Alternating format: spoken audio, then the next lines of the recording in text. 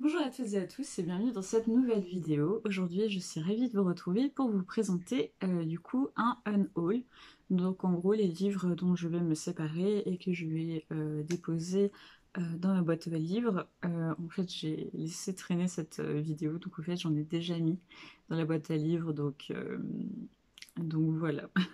En fait, j'en mets régulièrement et j'avais pas vraiment pensé à faire cette vidéo. C'est l'une d'entre vous qui m'a conseillé de faire cette vidéo que je trouve très intéressante. Mais c'est vrai que du coup, en fait, je n'ai pas encore... j- voilà, il y a plein de livres que j'ai déjà déposés et donc ça explique aussi pourquoi je me permets aussi de prendre pas mal de livres dans les boîtes à livres parce que j'en dépose moi-même beaucoup. Donc voilà, tout ça pour dire, c'est ce que je vais déposer aujourd'hui même dans la petite boîte à livres de mon quartier et je vous propose qu'on commence tout de suite. Donc en gros, la majorité des livres que je vais déposer sont des livres souvent que j'ai achetés il y a très longtemps et que finalement je n'ai jamais lu, ce qui fait que je vais m'en séparer. Il y a une erreur d'achat récente et je crois que c'est un peu tout. Donc voilà, je vous propose qu'on commence tout de suite pour qu'on puisse voir un petit peu quels sont les ouvrages que je dépose. Et du coup, ça me permet aussi de faire un peu le point sur quelles erreurs d'achat je pourrais ne plus faire à l'avenir. Donc je vous propose qu'on commence tout de suite par la lecture la plus récente qui a vraiment été une déception. Donc il s'agit de Les femmes n'ont pas d'histoire de Amy Jo Burns. Je crois pas que je vous l'ai présenté en vidéo et je vous le présenterai pas à mon avis. Il y a le petit marque-page qui est tombé, super, pas besoin de le laisser pour la boîte à livres. En gros, c'est dans une région désolée, vraiment dans un village où les femmes n'ont pas d'histoire et l'héroïne est la fille d'un prêcheur. Et donc les hommes sont rongés par l'alcool, etc. Donc en soi, c'est tout ce qui pourrait m'intéresser, une petite ville aux États-Unis, une question de religiosité particulière, etc. Mais en soi, le problème, ça a vraiment été l'écriture. Ça m'a pas du tout accroché, je l'ai pas fini. Et vraiment, j'ai pas très envie de le lire. Il y a quelque chose qui m'a vraiment dérangé au niveau de l'écriture. Donc voilà. Dites-moi si vous l'avez lu. Je sais qu'il a fait pas mal de bruit quand même sur la scène littéraire, donc voilà. Mais moi, je pense vraiment que je vais pas le relire. Et si j'ai envie de le relire, je le trouverai en bibliothèque, parce que je l'ai vu dans plusieurs bibliothèques, donc je vois pas l'intérêt de le garder. Ensuite, un manga que j'ai acheté il y a très longtemps, en 2016, et que je n'ai jamais lu. Donc je crois qu'il est temps de lui dire au revoir, surtout que c'est une série, donc je vais pas acheter les autres tomes. Donc il s'agit de Rainbow Days, le tome 1, aux éditions Kazé. Et donc ça suit 4 lycéens unis par une franche amitié et leurs histoires avec les filles. Et du coup, pourquoi je ne lis plus ça? Tout simplement parce que l'histoire ne m'a pas l'air suffisamment intéressante. J'ai beaucoup lu de mangas avec un groupe de garçons dont chacun a sa propre personnalité, etc. Bon, je crois que je vais me passer de celui-là, on va dire. Donc voilà. Et en plus, les mangas partent très très bien dans ma boîte à livres parce que ce que j'aime bien, c'est mettre des livres dans la boîte à livres près de chez moi et d'y retourner un jour après pour voir si les livres sont partis. Et les mangas, c'est ce qui part le plus vite. J'ai aussi mis des comics et ils sont partis en une après-midi. Donc voilà, je vais faire plaisir à quelqu'un et sûrement à un enfant ou un jeune ado. Donc ça, c'est cool. Ensuite, un livre jeunesse, donc c'est Anne-Laure Bondou, Tant que nous sommes vivants. Donc ça, si vous étiez sur BookTube il y a une dizaine d'années, parce qu'il a aussi une dizaine d'années ce livre, et comme vous voyez, il est vraiment comme neuf. Euh, il était partout sur BookTube, vraiment tout le monde l'appréciait. Donc en gros, c'est une sorte de, si j'ai bien compris, c'est une histoire d'amour et il y a une catastrophe et du coup les deux doivent partir. Et je crois que il n'y a plus de soleil ou quelque chose comme ça. Je l'ai jamais lu. Ce qui est vraiment dommage parce qu'il est très très beau et je ne l'ai jamais lu. Et je crois que maintenant je suis trop âgée pour le lire. Il me donne vraiment plus tellement envie. Je lis presque plus de dystopie en fait parce que le monde est devenu tellement dystopique que j'ai pas forcément très envie d'en lire. J'ai lu tous les grands classiques qui m'intéressaient. J'ai adoré Hunger Games aussi pour des trucs plus young adultes. Mais bon, aujourd'hui c'est plus ce qui m'intéresse, donc j'ai pas très envie de le lire. Et puis en fait, ça fait tellement longtemps que j'ai dans mes bibliothèques, je ne l'ai jamais ouvert. Donc il est temps de lui dire adieu. Je suis sûre qu'il va plaire à quelqu'un et autant que quelqu'un le lise. Et puis encore une fois, j'ai souvent vu en bibliothèque, donc je pourrais toujours le lire là.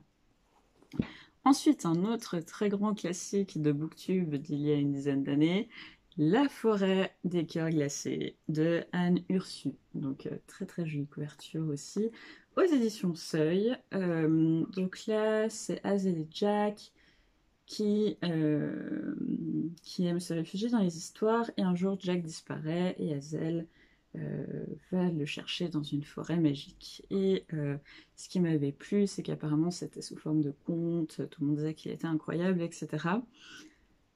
Personnellement, je ne vais pas le lire. De nouveau, je l'ai vraiment acheté il y a très longtemps, en 2012. Donc ça fait quand même, ça fait 11 ans. Et je ne l'ai jamais lu, donc je crois que je vais le laisser. À l'époque, j'étais très très très fan, je le suis toujours, mais j'étais absolument obsédée par tout ce qui avait trait au retelling de contes, aux réécritures de contes, et aussi tout ce qui s'inspirait des contes pour raconter des histoires. J'ai notamment adoré la saga Charme Beauté, éditée aux éditions Milady. J'ai aussi les célèbres réécritures de contes de celui qui a écrit Wicked. Donc vraiment, c'est quelque chose qui m'intéressait beaucoup. Je suis toujours très fan de ça.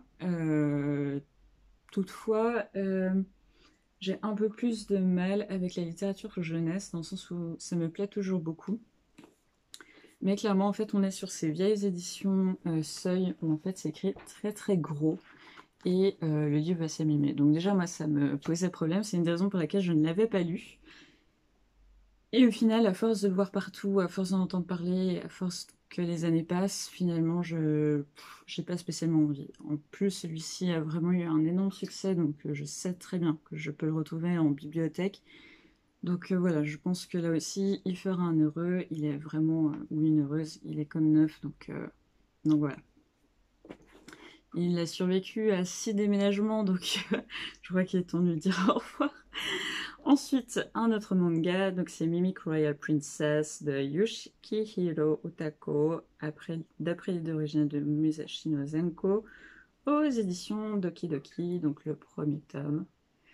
Donc là, c'est un garçon qui se déguise en femme pour devenir une princesse, si j'ai bien compris, dans un monde dominé par les femmes.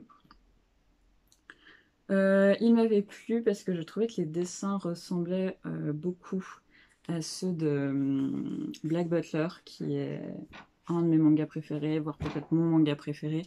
Non, c'est Fruits Basket, mon manga préféré, mais il est vraiment... il a eu juste après. Donc voilà, c'était ce style de dessin, ce côté un petit peu victorien et tout, qui me plaît beaucoup. J'aime bien les histoires de travestissement dans ce genre de manga, c'est toujours très sympa. Donc voilà, j'avais très envie de le lire, je l'ai mis plein de fois dans mon sac, et en fait... je ne l'ai jamais lu. Je ne sais pas exactement pourquoi, je ne saurais pas vous dire, mais je ne l'ai jamais lu. Et encore une fois, c'est une série, et comme cette année, j'espère pouvoir vraiment limiter mes achats livresques pour profiter un maximum des bibliothèques et de l'offre en bibliothèque, même si pour l'instant c'est absolument raté, mais bon, c'est la rentrée littéraire en janvier-février, donc voilà, on va dire que voilà, c'est passé, mais maintenant j'aimerais vraiment réduire mes dépenses et me concentrer sur l'offre des bibliothèques. Surtout que j'ai travaillé en bibliothèque. Donc voilà. Donc voilà, une série de plus, non. Maintenant, les séries de manga, j'essaye de les trouver en bibliothèque. Souvent, en plus, je m'arrête un peu au milieu de la saga parce que j'arrive pas à suivre et c'est un peu long. Par exemple, la dernière saga que j'avais bien aimée, The Ancient Magnus. Vincent Magnus, je sais plus la fin, mais vous voyez sûrement de quel manga je parle si vous aimez les mangas. Je crois que j'ai arrêté au bout du 7e tome en fait. Puis il y a plein de séries parallèles, etc. J'ai plus le temps, j'ai plus l'énergie et j'aime bien lire différentes choses. Donc rester bloqué entre guillemets sur une série qui ne s'arrête jamais, où il y a tout le temps des nouveaux tomes qui sortent, j'ai pas l'énergie, j'ai pas le budget non plus. Donc voilà. Mais il fera un heureux ou une heureuse, j'en suis sûre. Et enfin, le dernier, c'est de Jörn Riel, le garçon qui voulait devenir un être humain. Donc Jörn Riel, si j'ai bien compris, c'est un grand auteur, donc aux éditions 18, c'est un grand auteur danois. Et donc là, on nous dit que c'est un conte groenlandais pour petits et grands, où il est question avec pudeur et sobriété que des choses essentielles. Donc c'est une histoire de vikings et là aussi je l'ai depuis très longtemps, je ne l'ai jamais lu et même si j'adore les vikings, honnêtement ça ne m'intéresse plus vraiment. Donc voilà, j'espère que cette vidéo vous a plu, dites-moi si vous voulez que j'en fasse d'autres parce que je fais régulièrement du tri, donc en fait régulièrement je mets des livres dans ma boîte à livres, donc si ça peut vous intéresser, moi ça me fait très plaisir de vous présenter les ouvrages que je vais donner autour de moi. Donc n'hésitez pas à me dire si vous aussi vous alimentez les boîtes à livres de votre quartier, c'est toujours super intéressant, et quelles sont peut-être vos techniques pour décider si un livre doit rester chez vous ou justement être déposé dans une boîte à livres ou à Emmaüs, etc. etc. N'hésitez pas à me dire tout ça.